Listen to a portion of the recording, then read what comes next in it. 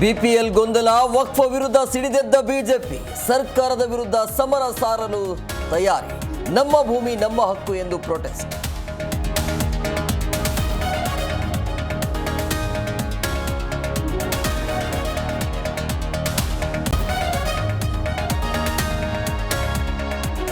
ಬಸವೇಶ್ವರ ಏತ ನೀರಾವರಿ ಯೋಜನೆ ನೆನೆಗುದಿಗೆ, ಸಾಯೋ ಮುನ್ನ ನೀರು ವ್ಯವಸ್ಥೆ ಮಾಡಿ ಎಂದು ಮನವಿ. ಬೆಳಗಾವಿಯ ಕಾಗವಾಡ ಭಾಗದಲ್ಲಿ ಘಟನೆ.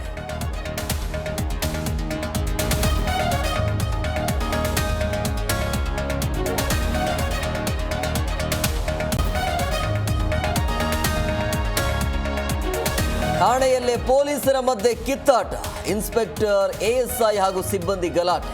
ಸದಾಶಿವರ ಠಾಣೆಯಲ್ಲಿ ಖಾಕಿ ಗಲಾಟೆ ವಿಡಿಯೋ ವೈರಲ್.